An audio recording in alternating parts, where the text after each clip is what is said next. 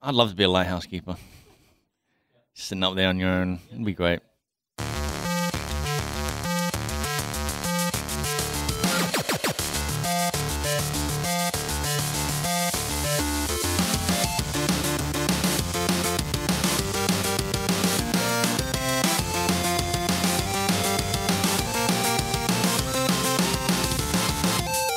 Hey, welcome to episode 78 of Front Seat Gamer. I'm Nick. I'm here with Saveun. Hey, Nick.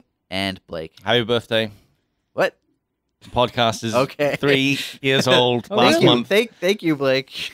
Did you Yeah. say last month? Last month. Totally forgot. We're three. Yeah. We're We've been walking. 3 for like a month or something. Yeah. Sweet. Yeah. We can almost go to kindergarten. Yep. How's it going, guys? Good. It's going well. So Sweet. we had a lengthy discussion just before Yeah, this. I don't know if there interest in from our listeners to hear No. like almost any time we do a podcast, there's a little bit of chatter before we actually start the podcast. Mhm. Usually about, I don't know, politics. I don't know. Sometimes food. Sometimes food. Yeah. Sometimes it's just whatever. Well, and we use our sound test. But sometimes these conversations, which are meant to just be a couple minutes, Over go the on for last like an hour. over the last like 2 years, I've definitely got multiple podcasts worth of like Talking about this Donald Trump talk. presidency. Yeah. Yeah. It was so like during when when that was he The was in the run-up to it? running. Yep. Yeah, we were seriously thinking of doing a spin-off podcast of politics. Yeah. Yeah. It's pretty funny. Yeah. So if you're a listener out there and you have any interest in hearing that, let us know. You can email us frontseatquestions@gmail.com. We'd love to hear from you. And what would be cool is that like it's American politics, and we barely know it. I Yeah. don't really know much about it. Yeah. I could technically vote, I think. Yeah. But I don't want to be involved in anything right now on that front. All right, what have you guys been playing? Blake, let's start. Oh, sorry. shit. Go ahead, Whoa. Saveun. Shit. Man. Okay. Psych, Blake, start with you. Oh, No, go ahead. Saveun. I've been playing a couple games. Yeah? I finished Shadow of Colossus. HD. Yeah. Whatever The it's called. remaster. oh, Yeah, cool. yeah. And I've been playing this rally game on the side. I don't know. What if you guys rally know. game? Yeah, I'm really big into the rally. Yeah. What? I've never. What? I know there's so much GTA talk Wait. from Yeah. me. Yeah. Can you get out of the car and like No, you can't. take somebody else's car? No, you can't. It's like a real rally game. Whoa. So Yeah. it's like a GTA where you can't get out of the car It's really weird. and you're on a track. Yeah. The city is just a single loop. There isn't even a city. It's What? just like in the woods. Oh fuck! Oh, it's a real rally. Yeah. Like a okay. It's cool because it's done in stages, and the stages are like 5 minutes long. Oh, the game, by the way, is called Dirt Rally, I think. Oh yeah. Oh, is it? It's quite an old game, Yeah. But a mate recommended it, months ago, and I just started playing it recently. And Okay. Loving it? It's fucking good, man. It just feels good. Even though I'm driving like this old vintage rally car, it just feels nice to hear it all. You've got your co-pilot in there. Doing left. Yeah, medium left. Yep. Do you reckon? I was just thinking about this. Do you reckon a multiplayer would be interesting? No. Where one person has to read out. One person has the Yeah, map and the yeah. other person's driving. Yeah. They've got there's like an iPad game Yeah. from a long time ago that was like a bomb defusal Okay. thing where one person had a manual, like a Mhm. paper manual, and the other person had the iPad and had to and the Ah. person in the iPad had to like tell the person in the manual what they were Yep. seeing on screen, and the person in the manual had to tell the person with the iPad This sounds like how to defuse the bomb. this sounds like that VR game. I think it's called Keep Talking and Don't Explode or something. That might be it. Keep talking and no one explodes. Yeah, something like that. Yeah. We talked about like bailing water in the last episode. Yeah. No, I don't think that's a cool strategy. I think that's the bailing water of Yeah. of rally But what driving. if, what if you like don't? What if someone? I don't know, man. Like you could just get some real pride out of being like the best navigator. What if your role was just to choose what radio station Oof. the other person got to listen to? Man. Nah, the act Yeah. of driving is pretty fun. Like Okay. just to slide the rear wheels out and get a handbrake on. Is there car damage? There is car damage. Do they use real cars, like as in recognizable models and Yep, stuff? I saw a Ford Focus in there. Because I remember GTA, Gran Turismo. Wasn't Mhm. that like a big thing? Was like there was only very cosmetic car damage because the car manufacturers didn't want their Oh, cars really? being wrecked in the game. Yeah, I heard that same thing. Something like that. Porsche will allow our cars in the game, but you can't damage them. Yeah, They have to be pristine. which is just silly to me. Yep. Yeah, that's definitely a thing. But in the rally games, they get damaged, they get rolled, they affect the handling. Yeah, It's that's just cool. everything you'd expect with like a rally game. Sure. It's gritty too. It's really nice. Shadow of the Colossus. Yeah. I'm not gonna talk too much about the story, but it is like I really enjoyed my time with it. Nice. And God of War's coming out, but after that, I told Nick I will lend him my PlayStation. Yeah, I'm gonna borrow it. Yeah, maybe Play we could through it. talk about Shadow of Colossus.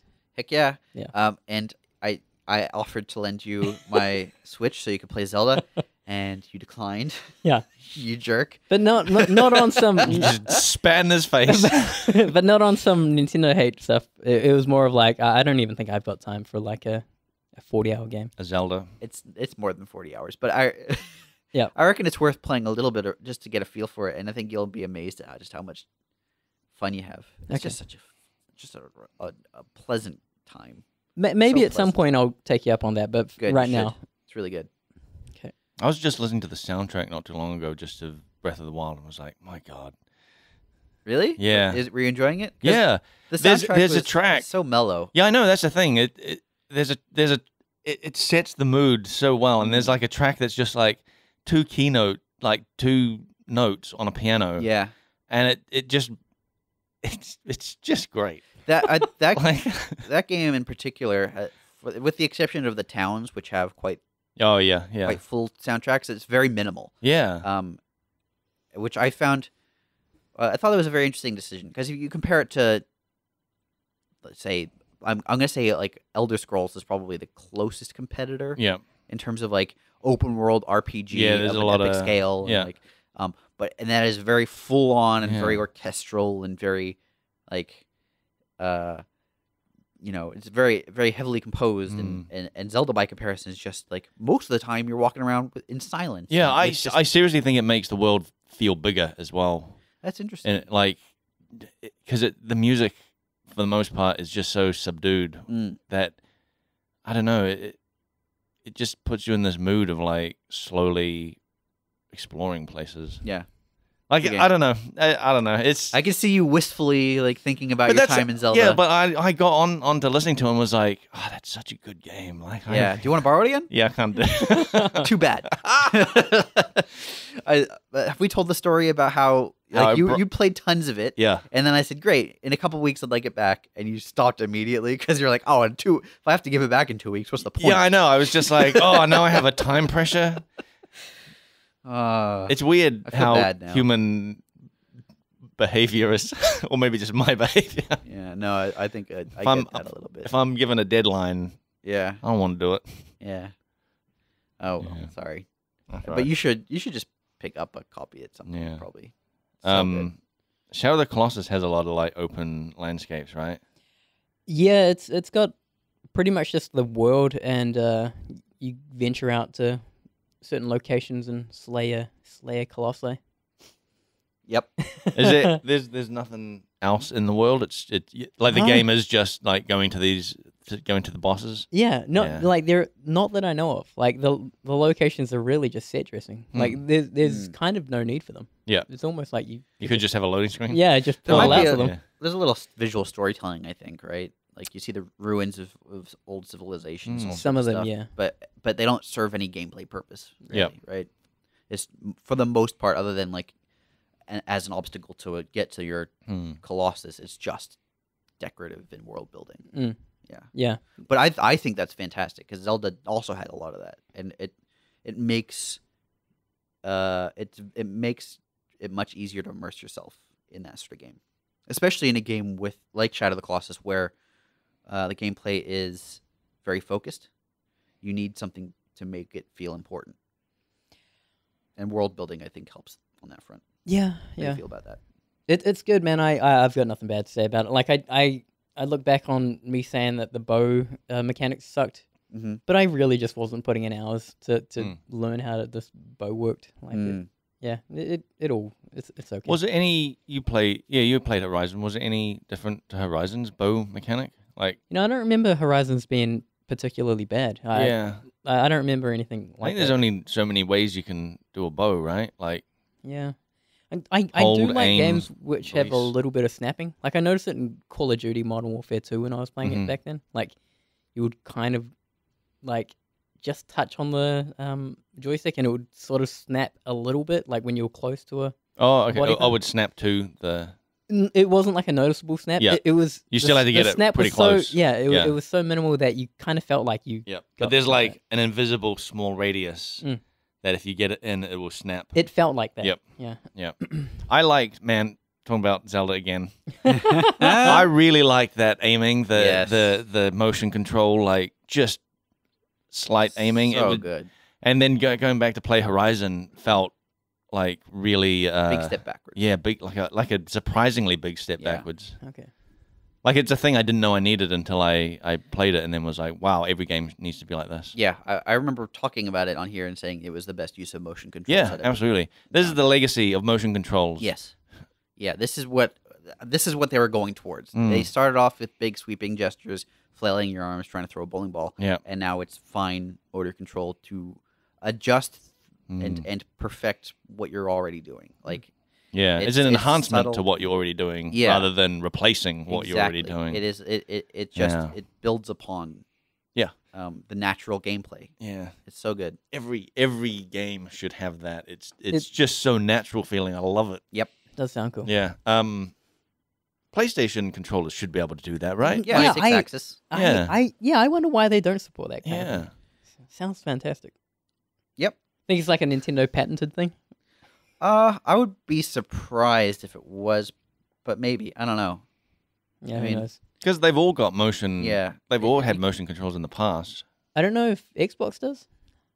I Kinect. haven't- yeah, okay, so you need a camera with depth. Yeah. Yeah. But I there was mean, so much latency, like Yeah. with that. Yeah. Yeah, but that's Microsoft. No, you need to then move your whole body for it. That's Oh, the yeah. problem with Kinect. You need to They- full body motion still. They love to. Microsoft loves to approach things from the least efficient end. I think it's pretty funny. But we were just singing Microsoft's praises like earlier as well. Like I mean, that was not on the podcast, right? No, it Yeah. we were talking about how it's impressive.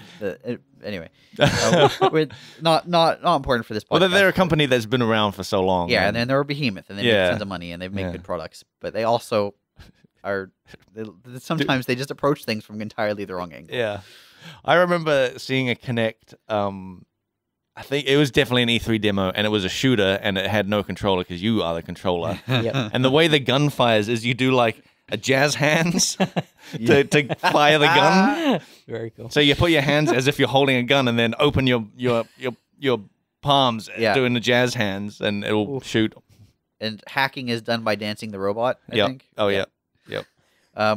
So you've also been playing the pirate Yep. game. I still been playing Sea of Thieves. Yeah, Sea of Thieves. I Now, before we get on Oh. to talking about that, I want to remind any listeners. Last time you were playing it, you're like, "Yeah, it's fun. I just don't really have anything to do. Like, there's no goal." I Have things changed? goal wise, like I've got really into the I keep calling them microtransactions, but they're Cosmetics. not. They're cosmetics. Yeah. Yeah.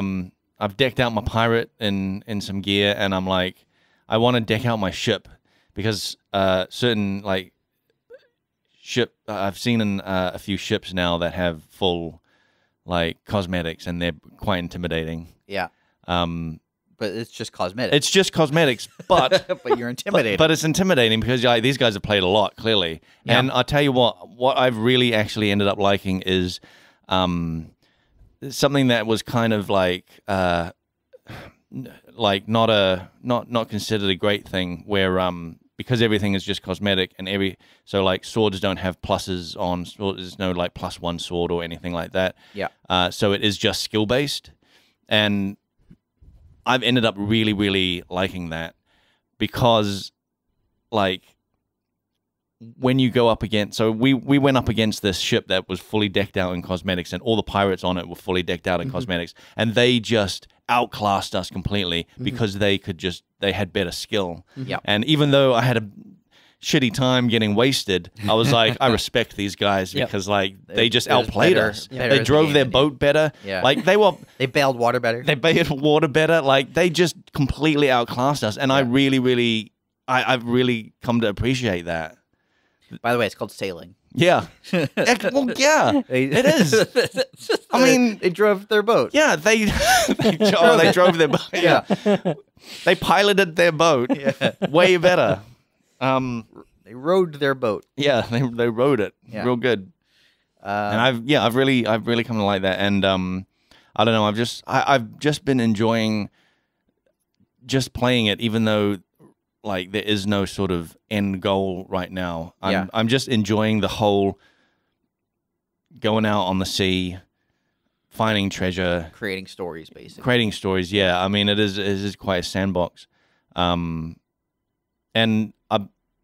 I've been still playing it with friends. Like I've got 2 mates that I've been playing with fairly regularly, and they've both like resubbed for like a month. Which I was not expecting. I was expecting it to be like once the free like 2 weeks ran out, I'd be the only one playing. Right. But even though we've been talking how there's no sort of end game, like what are we doing? We still keep playing just to sort of like hang out and have adventures, and that's cool. Yeah.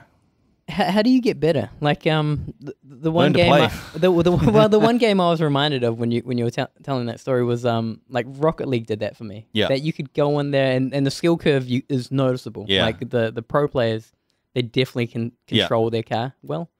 How's it done in Sea of Thieves? I think like it's being organized like for piloting the boat. Yeah, driving the boat. Yeah, it's coordination, it's communication, it's organization. It's also knowing where things are. Yep. Like, I mean, communication is a big thing. Like we're in our fight with this ship. Yep. We were coming up to broadside them real close, and I was driving. We were driving coming. Your ship. We were coming up, and they were coming on the left side, and I was like, "Get on the cannons! Get on the cannons!" One guy hopped on the cannons on the right side, and was just sitting on the cannons for ages, and I was shouting, "Cannons! Cannons! Cannons!" So it's just like being aware of what's around you, like just like I don't know, like but they all run at the same speed, jump the same height. Yeah. Huh. Like weapons are all all exactly the same. Like, do you feel like having adding a loadout would better the game? I think so. Yes, like how we were talking about in ways you like your tools and weapons or whatever. I don't know about like tools, and I mean weapons you sort of do have a loadout in a way. Although I think you've always got a sword. Yeah, you've always got your sword, but you've got a choice of 3 guns. Okay. And you can only have 1. Okay. Yeah. So that's cool. Yeah. So there's that. But like I think rather the loadouts should probably be like if it was ever to happen, should be in the ship rather than in your character. Okay. Because then you can really customize your ship into doing specific things. Yeah. And especially, I guess, there's no guarantee that you're going to play with friends. Yeah, so that's the thing. You need access to all the tools. Yeah, because I was thinking after last week's podcast being like, yeah, if I play solo, and it's like, well, I guess I have my bucket and my shovel. Yeah, but I can't do anything. Yeah. So yeah, but I mean, if it was ship loadout, that would be great. And they've recently started talking about their future content plans, which I think would just release a video yesterday about it, and it's pretty great because I was seriously worried that this would be a bit of a No Man's Sky where where you just still keep playing it despite there being no goals. Yeah, funny that.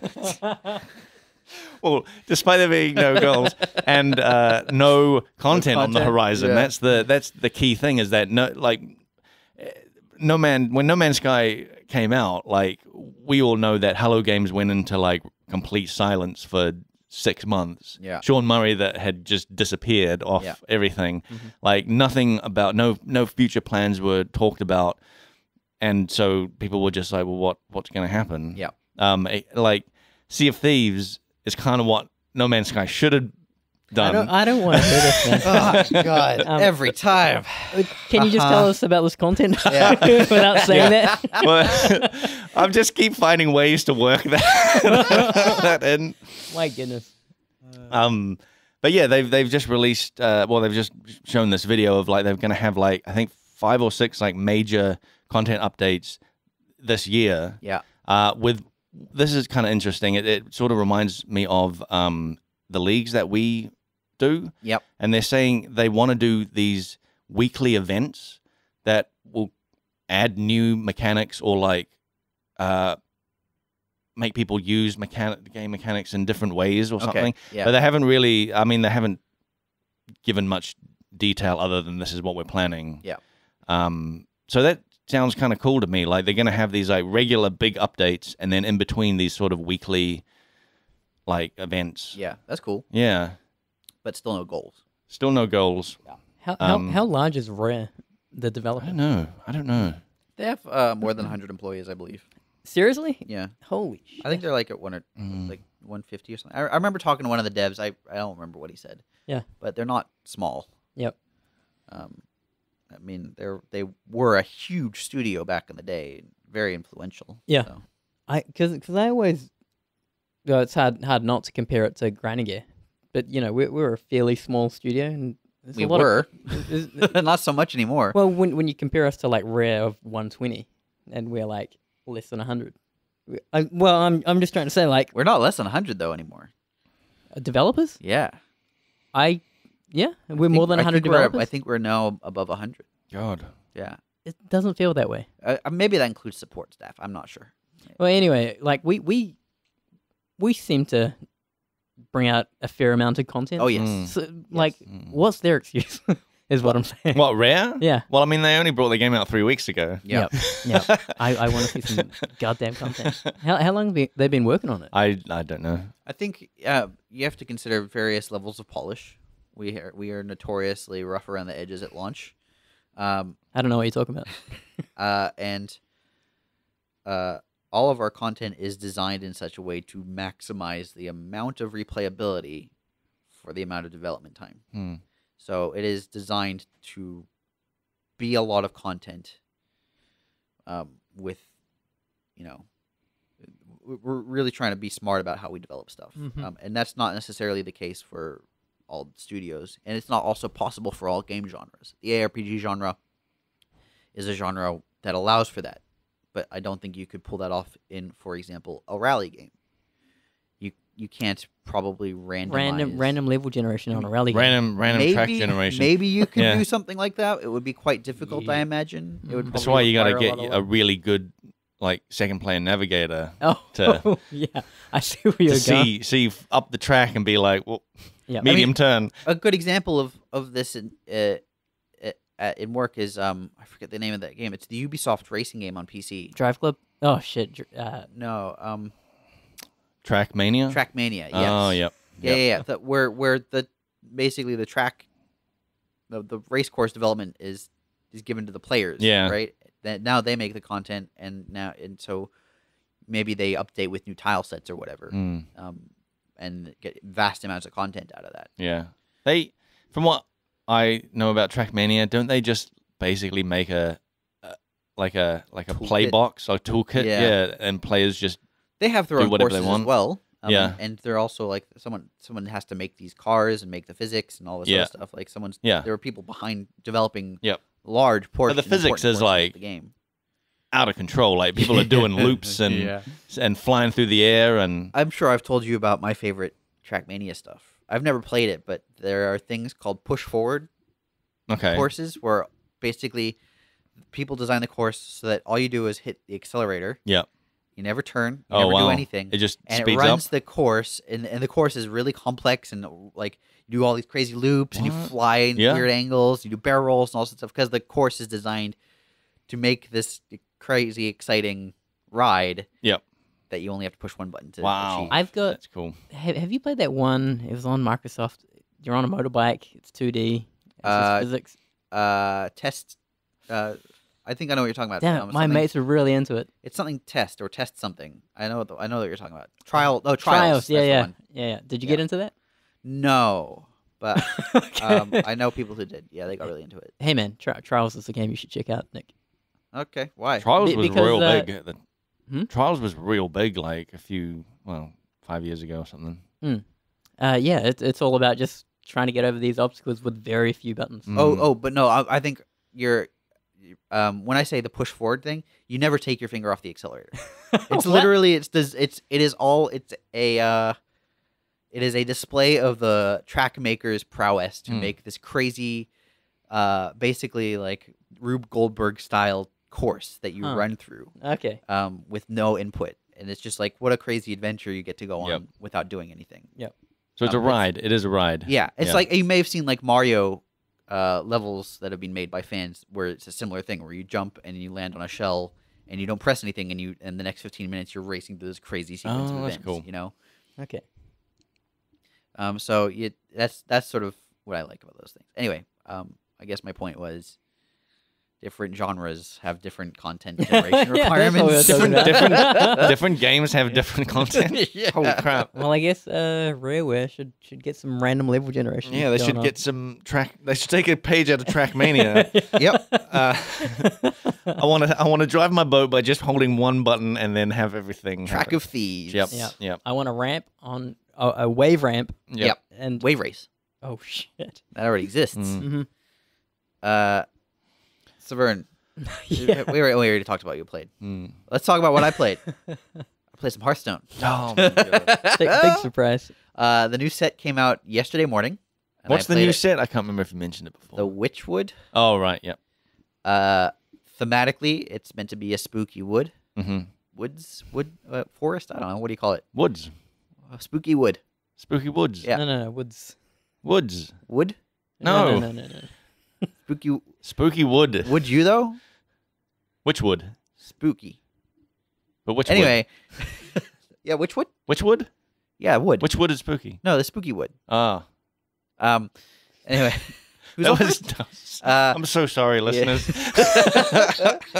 So I played some of it last night. I did a couple arena runs. I went like 5 wins, 3 losses in one, and then 0 wins, 3 losses on the other. Wow. That's real bad. But my first sort of instinct is it's an interesting expansion. I'm not 100% sure I love it yet. It's too early to say. But it's interesting that they've put so much more emphasis, to me, on the board. Okay. So picture in your typical card game, Magic the Gathering, Hearthstone, whatever it is, you put some monsters or creatures or whatever on the playing field, and they can fight each other and that sort of thing. In the last sort of meta game, a lot of the main decks, a lot of the gameplay happened in the player's hand, where, like, for example, they are trying to arrange certain card combinations in their hand so they can pull off certain stunts. Handlock was doing this to like create lots of very strong creatures on the board. Freeze Mage is a perfect archetype that just like all the gameplay happens in their hand where they're just trying to arrange their combo. Like there's a lot of combo decks, even when it's not necessarily a combo that wins the game immediately. It is still creating arrangements of cards to pull off a thing. They've introduced this new thing called Rush, which is where when you play a creature, it can attack other creatures in the turn it enters the battlefield. It just can't attack heroes. This has really pushed a lot of the gameplay onto the board because now your opponent puts a creature down and you can immediately handle it and have another creature and have that creature still stay on the board. It's sort of to some degree. I mean, they've got a thing called Charge. Yeah, I remember. Which is like, as soon as you play the creature, it can attack. Yeah. This is that, but the limitation is it can't attack your opponent's face. So I guess, does that mean that more creatures can have that on? Yes. Yeah. It allows them to make much stronger charge creatures, basically, because they have this... Because they can only attack monsters. Yeah, in the turn that they're played. Okay. After that, they can attack their opponent's face. Yeah. But that's what it's called. So Vern is smirking because he's like, "What?" I've never heard that before. Okay, well... I haven't heard that before either. Okay, I'll explain really quickly. When you're attacking your opponent, they've got a little portrait and you like drag your thing to the portrait. Yep. And so That smack in the face. yeah, years ago there was an archetype called Face Hunter, which was you'd play a hunter and you would basically always go face, as they say. Man, that's some lingo I'd never heard. Face Hunter, go face. What about saving face? Yeah, if you want to heal face, it can save same face. Yeah. Yeah. So go face hunter, going face. It's basically attacking your opponent directly, as opposed to the creatures. Mm-hmm. Any tactic called like face palm or anything? No. Two-face. It's usually that was usually what I did when I played was face palm. Yeah. Yeah. I noticed that. Mm. Anyway, moving along. No, the introduction of rushes mean that they're strong creatures that can do things as soon as they enter the battlefield, that aren't so strong that they win the game immediately. And that has been kind of a drastic change, especially in Arena, where it sort of felt like when you're playing Arena, it's very tempo oriented. Whoever gets like the first strongest creatures usually wins. But now that there are strong creatures that can like do things defensively in the turn that they're played, it's not necessarily always the case. There's more leeway to have the game turn around, and I experienced that a lot last night. So it was a very interesting dynamic, one that hadn't really been the case before in Hearthstone. And I'm interested to play some more. It was fun. It was also frustrating at times. Also, echo was one of the new keywords, which means like you play a card, and until the end of the turn, a copy of that card appears in your hand, and so you can play it again, and then another copy appears, and you can play it again, and another copy appears. So you can keep playing the card as long as there's space on the board and mana. Yep. Until end of turn, and at which point the copy vanishes. Oh, off the board as well? No. It stays on the board, but you can't play any more out of your hand. Oh, okay, yeah. And so, wow. For example, a 2-attack 4-life creature for 3 mana with taunt, which means that it creates basically a barrier between it and yourself, like your face. Yeah, and your face. Yep. With echo, so you could at 3 mana you can play it once. At 6 mana you can play it twice. At 9 mana you can play it 3 times. And I was trying to rush my opponent down, and then at 9 mana he played 3 of these things. Yep. It completely turned the game around. Cool. And so echo is a really enjoyable mechanic because it gives you the option to play something early to maintain tempo, or hold on to it and play it for value later, where you're getting more out of that card. Because the card itself is a resource. It's not just mana that's a resource. And so that's one of the interesting aspects that I've really so far enjoyed about the expansion. But still, I don't know, haven't played enough of it to really make a big judgment call. For expansions, do they usually some of those mechanics that they introduce, do they like move forward into like future expansions? Like the way Hearthstone works is the way Magic works, which is that there is a cycle. Yeah. When they introduce an expansion, that expansion is around for 2 years. Yeah. Basically, give or take 6 months, depending on how late in the year it's released. So we just entered the Year of the Raven, was what they're calling it. Right. What that means is the expansions that were released 2 years ago, there were 3. Yep. Are no longer playable in their standard format. Yep. But can be played in their wild format, which is basically their legacy format. But so then cards with like Rush and Echo are not going to show up in... They might. We've had instances, like they introduced mechs, for example. Yeah. In Goblins versus Gnomes. And mechs have been printed ever since. Like the mech is just now a type. And they introduced Inspire, which is like when you use your hero power, a thing happens. Yeah, I remember you talking about that. That was like was it like a Tournament of Champions expansion or something like that? Yeah. I forget what it was called. Grand Tournament, I think it was called. And they haven't, like, I don't know if they've actually printed anything with the Inspire keyword on it, but they've used that mechanic. So Lifesteal is a thing that they introduced in a previous expansion that is now sort of retroactively changed a bunch of cards. Okay. Things that were like deal damage and gain that much life now just say life steal. Okay, that's cool. So they're because like these two card types that you're talking about sound like probably the most interesting I've heard. Yeah, Echo's really cool. I hope that I mean it's hard to tell how much of this will stick around. There are advantages, like in Path of Exile, where there are advantages in introducing a mechanic, having it be very prevalent and exciting, and people experience it, and then pulling that back or even removing it entirely to create a completely different gameplay style and making it just keep feeling fresh. Path of Exile tends to sort of accumulate these mechanics with few exceptions, and that can make it feel... I mean, it's interesting because it means you enter a new area, you never really know what to expect, but it can also make it feel samey across multiple leagues, where it's like, yes, there's this new mechanic, but there are all these other mechanics that kind of dilute it to some degree, and so it lessens the impact. There are advantages in adding and removing things, I think, that card games especially take advantage of.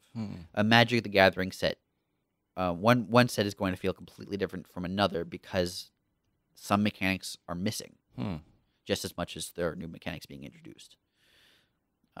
It's a idea of like creating new experiences by removing things. Yeah. Which I think is a totally valid way of managing a game. Yep. That's my opinion about that. That's good. Anyway, good stuff. That's what I've been playing. Yeah. Well, we haven't read questions out in since the last episode. Since ages. Since the last episode. Yeah, actually, this is a question. I don't know if we ever asked this. This is like down the bottom of the list. But so it's probably from like 2 years ago. This is a really long time ago, probably. I'm going to ask a question. This is from Oxim. If you're listening out there, cool. Thanks for probably stop listening when their question wasn't. Yep.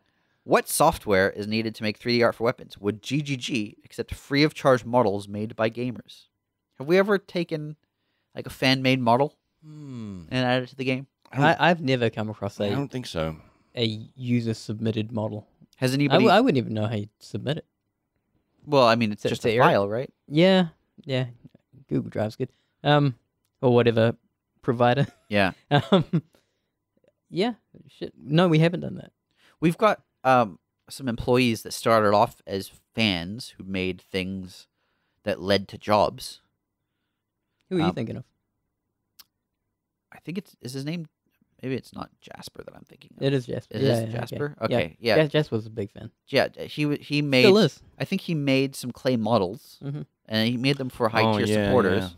Yeah. He was like a modeler, as in like an actual... Like a clay sculptor. Clay. Yep. But he also does 3D modeling, right?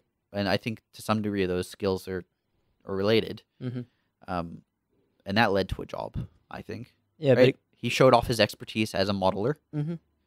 And then he got a job as a modeler. There was also interest as well in Path of Exile and stuff like that. But wasn't the question like a submitted model like to the company? Yeah. We've never done that. No. I guess if you're keen on it, reach out to Eric. I'll just push Eric that way. Well, if you are keen on it, send us a Facebook message and we'll give you maybe the contact details. Yeah. Something. It's usually like it'd have to go past you guys as well. Like it involve a lot of departments to come together. Yeah, but if someone makes a badass sword model, for example, and we're like, dang, I've got a great gameplay idea for this. The copyright on that kind of thing is the legalities I'm not sure about. Yeah. Because I think a lot of companies are just like, we don't even want to. Like, I don't even know if we can accept it. Like, what? Yeah.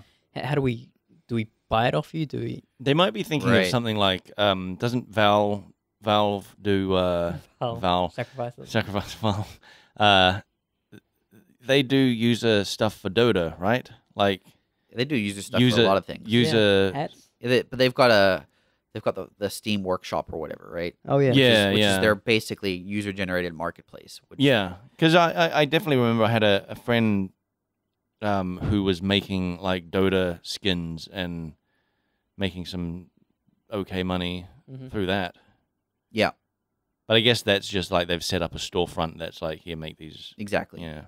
I remember reading on like the World of Warcraft forums years and years and years ago. They had a suggestions forum. Yep. Where if you had a gameplay suggestion or whatever, you had to post it there, because legally they weren't allowed to like take ideas posted elsewhere because they weren't theirs or something. It was so there are like rules about ownership of intellectual property and stuff that would need to be worked out. Probably. Even if it's just ideas. Yeah, I think so. Ultimately, what is a patent but an idea? Because I don't know. I'm just thinking again of Sea of Thieves, but like there's been like constant just ideas being thrown around like in their forums and stuff like that, and that they say that they're listening and stuff. So if they implemented some of those, like it would be weird for a fan to then be like, how dare they implement my idea that I wanted to see in this game? But companies tend to be overprotective of themselves, right? I mean, consider. Let's say someone suggested a skill called Super Fireball for Path of Exile, where it was like a channeled skill, and you would charge up a giant fireball or something, and then we 6 months later or whatever introduced a skill called Super Fireball that was a channeled skill where you charged up a super big fireball. That is like pretty clearly related. There could be documentation internally that says that we had been working on it since before this thing was suggested. Yeah. But I think that there would be like arguably illegal. It's enough. It's enough suspicion for someone to make a YouTube conspiracy video. Right. Yeah. So I think that like, I mean, there are lots of ideas that people suggest on Path of Exile's various forums and Reddits and whatnot all the time that spring up all the time that we've discussed internally hundreds of times, and we've thought of and pursued and tossed dozens and dozens and dozens of ideas internally. Yeah, I think it's just more a matter of how closely aligned to the original idea it is. Like, I don't know. It's a big gray area, and I think people just want to avoid it by having a specific, legally allowed location for those ideas to be suggested. Yeah, I guess then it's safe, right? Because you're just like you're submitting these ideas, and you're like you're giving them to them to the I would love it for you guys to do this. This is my blessing or whatever. Yeah. I'm legally giving you this idea. Yeah. With art specifically, if someone submitted a model, let's say like a sword, and it was textured, it's very rare that it would be good enough, like in terms of quality, just to make it to go straight one game. Right into go to go right into game. Yeah. Even if you gave me an OBJ, texture maps, normal map, all that good stuff. Yeah. And I had it export and in game, maybe the poly count would be too high. Like there are things that there are certain like things of quality that we check for. Yeah. And I'm sure on the same design end as well. Yeah. I mean, also, how would you even verify, for example, that the texture is like not owned by someone? Yeah, that's really tricky. Like it's possible, but not necessarily guaranteed that like the artist just found made that texture, or maybe they just found it online from someone's Flickr account or whatever. Yeah, photo or just use something from like Google Images. Yeah, and slap that on the side. Someone really else shady. owns that image that is now being applied to a model in game. Yeah, we are now using someone else's property in game without their permission. So I think like if you were to reach out and you had a thing that looked really shady, we would probably just have to say no, we can't accept it. Yeah, unless you could like provide evidence that you made it, and also that like you're fine with us using it. We also have a service of like making supporter uniques. Some supporters of Path of Exile do design weapons, and we work with them to make weapons. Yep. And so there is that whole outlet that we have. Yeah, that is better, I think, because then there is an actual back and forth. Like you're working with concept artists that comes through the pipeline. And back and forth. Yeah, but even like when you're just saying that, like, we still have to like go through a process to get it in the game, like you have to do that even with outsourcers. Like, and we've been working with them for years, and there's still back and forth. Like, they don't nail it first time. So someone that has never worked at the company, it would be amazing if they just nailed it first time sending it in. That would be impressive. Yeah, he'd be like, "How did you know exactly all this stuff?" Yeah. Even the naming convention is and if that was the case, then hey, put a job application in. Look, just actually come work for Grind again. Yeah, why not just like do this, do that, and then send a job? Yeah, this is your show reel. Like you're putting together a show reel. We're looking for environment artists. Send in an application. I wanted to also talk about not a game I've been playing, but a game I've been watching. Ooh. Oh boy. Hey, I've been watching some games too. What have you been watching? A little bit of Fortnite. Okay. What do you got? Survivor. Oh. It's been on there for a while. It's been a while since you talked about Survivor. Yes. New season, right? Well, we're like a little less than halfway through the current season. What's the theme? It's called Ghost Island. Whoa. I'm surprised I haven't talked about this before, No. because I've been enjoying it.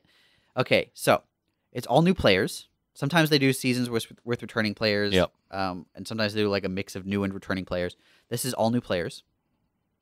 And there's this thing called Ghost Island, where at the end of a challenge, someone gets sent to Ghost Island. Tell me about Ghost Island. So Ghost Island is it's like an island, and you're by yourself. But when you get there, there's like signs that say like you have the opportunity to change your game, and you break like a little clay thing, and either it says you get to play this game or you don't. And if you get to play this game, it's a chance-based game where you either you choose like a container. There's like a series of containers, and it may contain an advantage or it may not. And if it doesn't, you can't vote at the next tribal council. Oh, so you lose your ability to vote, which is a very important part. So are you kind of like, are they sort of like accessing cheats in a way? So I mean, it's basically more like they're given the option to gamble. Like, do you want to? Are you willing to risk your vote for an advantage? And sometimes the advantage is like immunity. Sometimes it's like an extra vote or whatever. Oh, you know? wow. But all of the advantages and all of the immunity idols were advantages and immunity idols that were misplayed in previous seasons of Survivor. Oh, wow. So they're all quote unquote cursed. Yeah. And you're given the opportunity to break their curse, which I love, because there are, for example, there was a thing called the legacy advantage in the last season of Survivor, where you were given this thing, and if you had it at when there were 13 people left or 6 people left, you could use it as an immunity idol. And if you got voted out, you could will it to another player, or you had to will it to another player. And it got passed between a whole bunch of hands and never got used. And this season it came back and it got passed between more hands before it got before it finally got used. But it's really interesting because it's the exact same document that was in the previous. So it's got the signatures of the other survivors. Are there flashbacks? Yes, there were. Yeah, there you see a flashback to when it was like misplaced or misplayed. Yeah. So I love that they're building upon Survivor's lore. Yeah, that's quite cool. And people are like really touched when they find these things. It's like, oh, this is the actual immunity idol that Joe gave to whoever, Susan. And okay. What if a contestant has never watched a Survivor before? Then what are they doing on Survivor? Although sometimes, I mean, in early seasons that used to happen a lot. Yeah. But sure. now everyone is a super fan.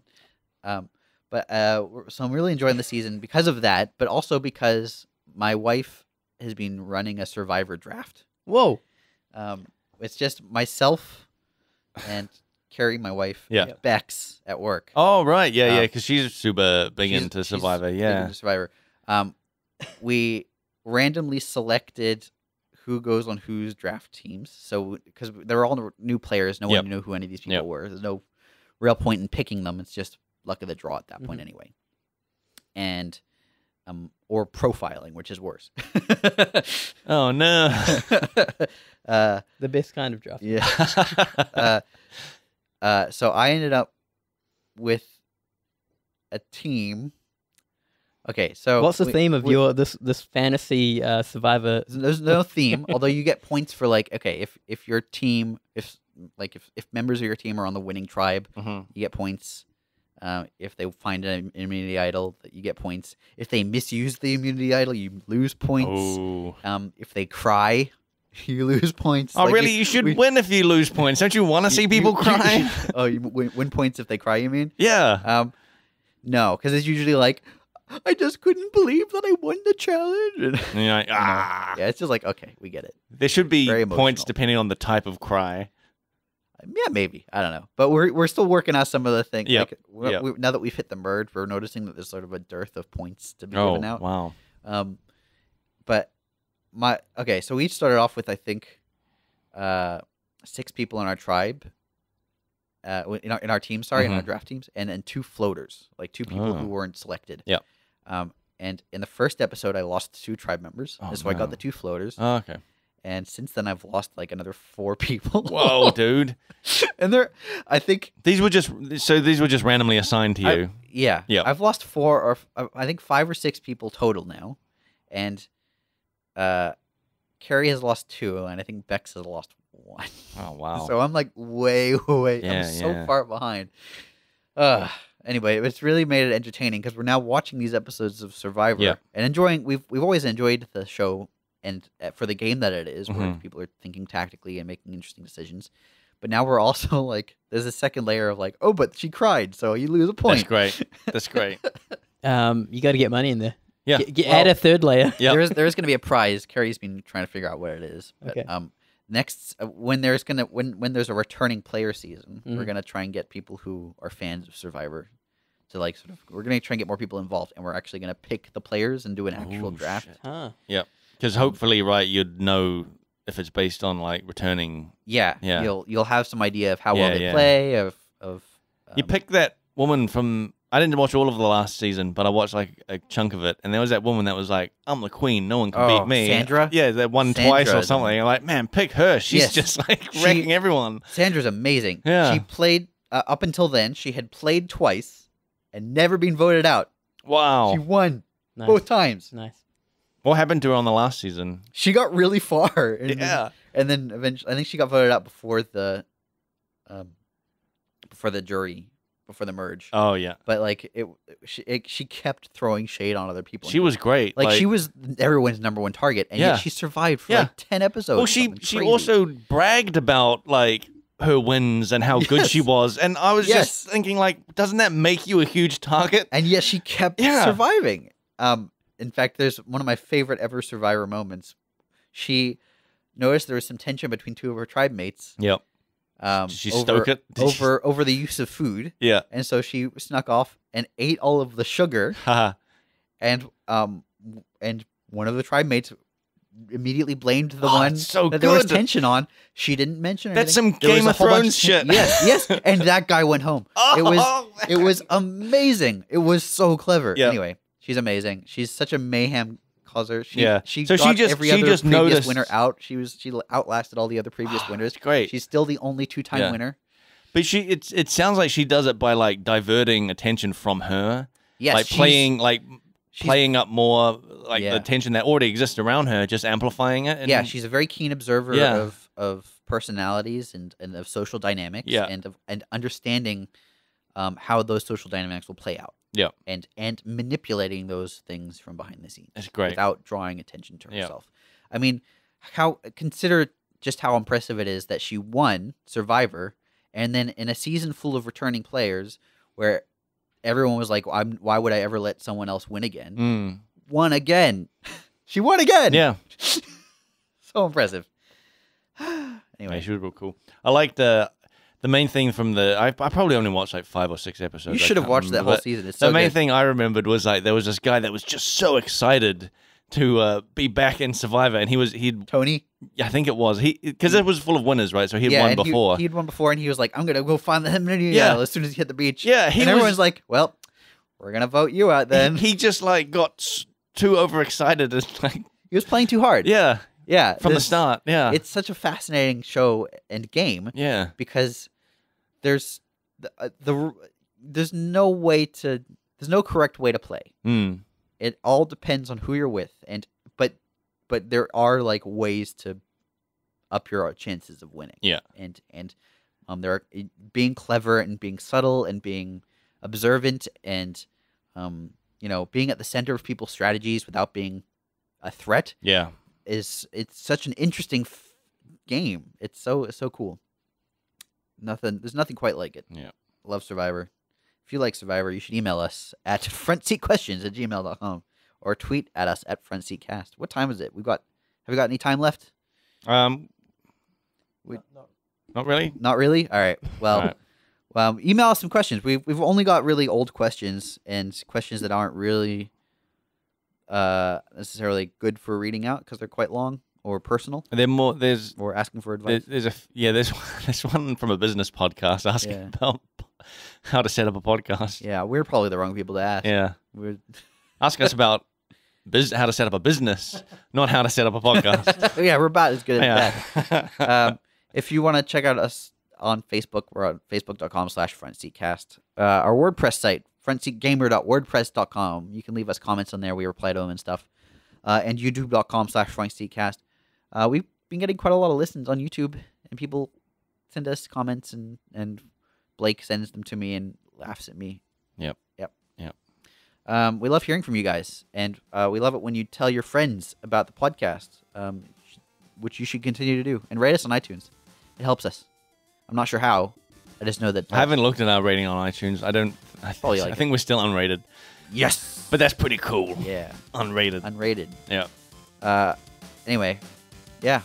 Thanks for listening. We'll be back in a couple weeks. Love you. See ya. Bye.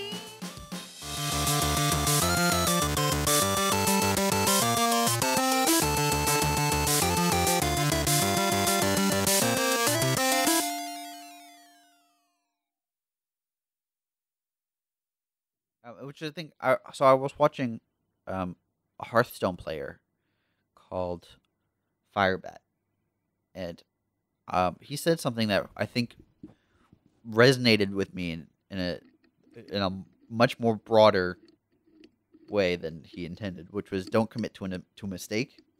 Like when you're playing Hearthstone, sometimes you make ordering mistakes. Okay. Or you attack the wrong thing, and then you realize afterwards, oh, I should have done this other thing. And some players will they'll make this mistake, and then they'll play out the turn as if it were intentional. Yeah. Which results in a suboptimal turn. Yep.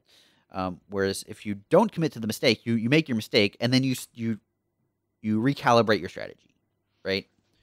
I think that this is something that is like good life advice, right? Nick, I love hearing these little things. By the way, like you extract them, and they're actually quite there's a little wisdom powerful in there. Yeah. I like that kind of shit. And I think that's a powerful one for me. Don't commit to a mistake. Yeah. And that's a life lesson. Yeah, it really is.